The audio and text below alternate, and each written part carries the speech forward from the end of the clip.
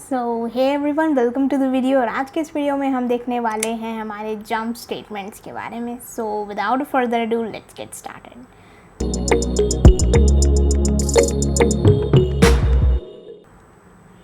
सो आज हम देखेंगे हमारे जंप स्टेटमेंट्स को। तो हमारे जो जंप स्टेटमेंट्स होते हैं, जैसे कि हमने पहले भी देखा है, हमारे जंप स्टेटमेंट्स का काम क्या होता है। जंप स्टेटमेंट्स का काम हमारा ये होता है कि हम किसी भी टाइम पे हमारे जो कंट्रोल ऑफ फ्लो जो चल रहा है, मतलब जो भी हमारा जो एग्जीक्यूशन का जो फ्लो चल रहा है, उसको हम यहाँ से उठा कर किसी अनदर पार्ट ऑफ प्रोग्राम में अगर हमको शिफ्ट करना है, तब हम लोग जंप स्टेटमेंट्स का यूज़ करते हैं। सो it is used to send the control of the flow to another part of program। तो अब हमारे पास जंप स्टेटमेंट्स में हमारे पास होते हैं break, then second one is our continue, third one is our return. तो पहला जो है हमारा ब्रेक है एंड हम आज इसी से स्टार्ट करेंगे। सो ब्रेक में क्या होता है, ब्रेक को हमने पहले भी देख रखा है इन आवर स्विच स्टेटमेंट्स में। तो स्विच स्टेटमेंट्स में हमने ब्रेक को यूज़ किया था इन आवर डिफरेंट केसेस। तो अगर जैसे हमने किसी भी केस को डिफ़ाइन किया है, देन एट द एंड हमने लिखा था यहाँ पे ब्रेक। एंड ब्रेक का यहाँ पे काम क्या था, हमारा इस स्विच स्टेटमेंट से बाहर निकलना। जैसे ही हमारा एग्जीक्यूशन हो जाएगा तो हम लोग यहाँ से क्या कर देंगे, एग्ज़िट कर देंगे। So for this purpose break is used. और बाकी सारे जगहों में भी ब्रेक का यही सेम काम होता है। जैसे कि हमारा अगर कोई लूप है तो यहाँ पे भी हम क्या बोल सकते हैं, there it is also used for exiting from the loop. एक और यहाँ पे यूज़ केस हो सकता है कि ये एक टाइप का गो टू का फॉर्म है। अब गो टू क्या है ये हम आगे देखेंगे। सो पहले हम इस केस को देखते हैं कि लूप से कैसे हम एग्ज़िट करने में ब्रेक जो है वो यूज़फुल होता है। तो अगर जैसे मैं कोई एक एग्ज़ाम्पल लूँ, फॉर एग्ज़ाम्पल अगर हम देखें कि हमारे पास कोई भी एक मेथड है, पब्लिक स्टैटिक वॉइड। अभी के लिए तो हम मेन को ही लेंगे क्योंकि हमने मेथड नहीं पढ़ रखा है। सो यहाँ पे हमारे पास मेन मेथड है एंड हम यहाँ पे यूज़र से एक इनपुट ले रहे हैं स्कैनर क्लास का यूज़ करके, न्यू स्कैनर वगैरह इसका ऑब्जेक्ट बना के। ओके, सो यहाँ पे हमने लिया है integer of n that is equal to sc.next int। Okay, so अगर मेरे पास कोई एक केस दिया हुआ है, जैसे कि मान लो मुझे दिया हुआ है n इज़ इक्वल टू 100 और मैं चाहती हूँ कि इसमें जितने भी लास्ट के जो 4 डिजिट्स आ रहे हैं उनके मैं सम निकाल लूँ। तो इसके लास्ट डिजिट्स क्या होंगे, हमारे पास हो जाएगा 99 एंड प्लस 98 प्लस 97। सो इस तरीके से हम इन 4 डिजिट्स का हम सम निकाल लेंगे। तो हमको क्या करना है, सबसे पहले हम ले लेंगे सम को एज अ वेरिएबल एंड हम क्या करेंगे, चेक कर लेंगे कि हमारे पास n जो है वो 4 से बड़ा है कि नहीं। क्योंकि अगर मान लो किसी यूज़र ने दे दिया n is equal to 3, then हम कैसे 4 डिजिट्स का निकालेंगे, राइट। तो हमने यहाँ पे डाल दिया n is equal to 4, then हम यहाँ पे लेंगे एक for loop for int i is equal to n से हमने इसको इनिशियलाइज कर दिया एंड हम क्या करेंगे, i इज़ ग्रेटर दैन, कब तक चलेगा ये, तो i इज़ ग्रेटर दैन कब तक। तो यहाँ पे हमको लेना पड़ेगा एक इंट काउंट वेरिएबल जो कि शुरुआत में होगा हमारा 0। क्या करेंगे, i is equal to n ले लेंगे and i is greater than 0, then i minus minus. Then हम क्या करेंगे, simply sum plus equals to i करते जाओ। लेकिन अब क्या होगा, ये क्या जाएगा 100 करेगा, देन प्लस 99 करेगा, then plus 98, then plus 97 plus 96 करके ये जाते जाएगा अंटिल इट इज़ 1 तक के जाएगा। So we don't want that. हम क्या करेंगे, यहाँ पे कर देंगे काउंट को प्लस प्लस एंड हम चेक कर लेंगे कि if count is equal to अगर 4 हो गया है तो क्या करना है, हमको यहाँ से ब्रेक कर देना है। तो इसके बाद हमने ब्रेक कर दिया एंड यहाँ से हम कर देंगे लूप से एग्ज़िट।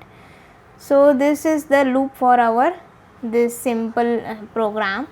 तो पहले हम एक बार ड्राई रन करके देखते हैं। सो i इज़ इक्वल टू, मान लो हमारे पास है 100, ठीक है। देन हम क्या करेंगे, हमारा चलेगा i इज़ ग्रेटर देन 0 है क्या देखेगा, तो that is also true. Then जाएगा लूप के अंदर। सो ये हो जाएगा हमारा सम हो जाएगा, सम इज़ इक्वल टू कर दो 100। तो शुरुआत में 0 था, तो 0 + 100 that will be 100। Then count को कर दो प्लस प्लस, तो काउंट हो जाएगा हमारा 1। देन काउंट को चेक करेगा, if count is double equals to 4, जो कि नहीं है।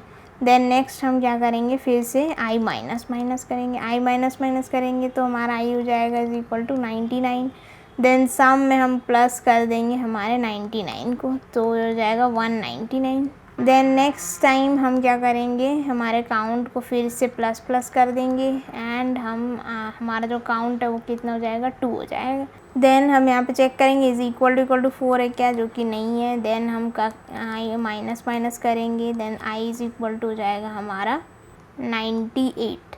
देन यहाँ पे फिर से हम कर देंगे सम में plus, sum plus equals to कर दो जो भी हमारा वैल्यू था 199 प्लस कर दो 98, तो ये हो जाएगा हमारा यहाँ पे 297। देन नेक्स्ट टाइम हमने फिर से चेक किया, काउंट को कर देंगे प्लस प्लस एंड काउंट हो जाएगा हमारा 3 इज़ नॉट इक्वल टू 4, तो कर देंगे हम लोग i माइनस माइनस। तो i माइनस माइनस होगा तो i इज़ इक्वल टू कितना हो जाएगा, 97 होगा। तो सम में फिर से कर दो ऐड, तो ये हो जाएगा हमारा 394। तो अब हमने कर लिया है। देन काउंट को कर दो प्लस प्लस एंड लास्ट में चेक कर लो काउंट को इज़ इक्वल टू 4 है कि नहीं। सो दिस टाइम ये जो है यहाँ पे हमारा डबल इक्वल्स टू 4 है। सो यहाँ पे क्या होगा, हमारा ब्रेक स्टेटमेंट एग्जीक्यूट होगा। जैसे ही ब्रेक होगा तो हम क्या होंगे, इस पूरे फॉर लूप से बाहर हो जाएंगे। ओके, तो ये जितना भी हमारा फॉर लूप का जितना भी एरिया है, इससे हम पूरा बाहर हो जाएंगे। एंड नेक्स्ट टाइम जब हम लोग प्रिंट करना रहेगा तो यहाँ पे हम लोग प्रिंट कर सकते हैं हमारे सम के वैल्यू को। तो इस तरीके से हम देखा कि हम कैसे फॉर लूप के अंदर जब ब्रेक को यूज़ करते हैं या फिर किसी भी लूप के अंदर में हम जब ब्रेक को यूज़ करते हैं तो वो क्या करता है, उस लूप से एग्ज़िट करा देता है। अब डिफरेंस ये है हमारे पास कि अगर नेस्टेड लूप हुआ तो वो कौन से लूप से बाहर निकलेगा। सो जिस भी लूप में हमने देखा, जैसे कि मान लो मैंने बोला int i is equal to 0, मैंने बोला i is less than 3, i plus plus, then कर दो एक और लूप, तो यहाँ पे जगह int j is equal to 1, then j is less than 2, then j plus plus like this and print कर दो हमारे j को। यहाँ पे हम इस प्रिंटिंग से पहले हम डाल देते हैं कि अगर हमारा जो है j इज़ इक्वल टू यानी कि if j is equal to k, so यहाँ पे इज़ लेस देन 5 डाल दो।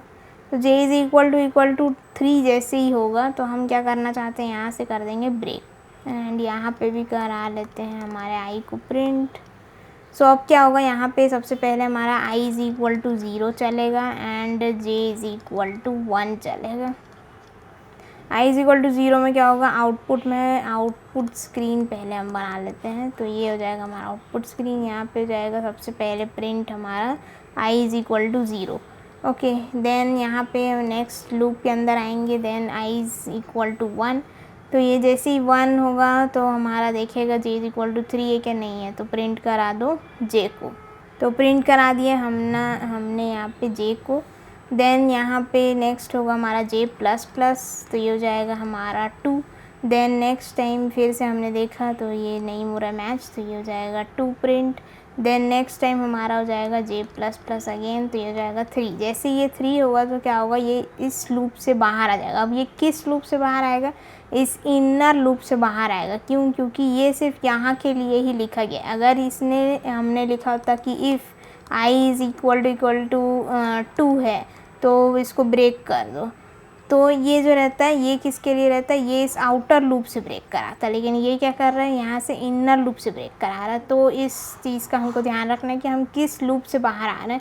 तो अगर हमारे पास बहुत सारे अलग अलग नेस्टेड लूप्स लिखे हुए हैं एंड हमारे अंदर में यहाँ पे ब्रेक लिखा हुआ है, तो हमको ये ध्यान में रखना है कि ये किस लूप से ब्रेक करा रहा है, इस लूप से ब्रेक करा रहा है या फिर इस लूप से ब्रेक करा रहा है, इसका कॉन्टेक्स्ट कहाँ तक है वो हमको ध्यान में रखना है। ओके, तो ये यहाँ से कर देगा ब्रेक, उसके अंदर फिर हमारा हो जाएगा आई प्लस प्लस। उसके बाद हमने देखा जैसे आई इज इक्वल टू जाएगा 1, तो फिर ये प्रिंट कर देगा 1, देन अगेन 1 के लिए 1 प्रिंट हो जाएगा, जे इज़ इक्वल टू 1 रहेगा, then J is equal to 2 हो जाएगा, so again 1 2, then again I plus plus होगा, आई इज़ इक्वल टू जाएगा 2, then I is equal to 2 जैसे ही होगा तो यहाँ प्रिंट कर दो, then J is equal to फिर से 1 से स्टार्ट होगा एंड देन 2 तक जाएगा, 3 में कर जाएगा ब्रेक।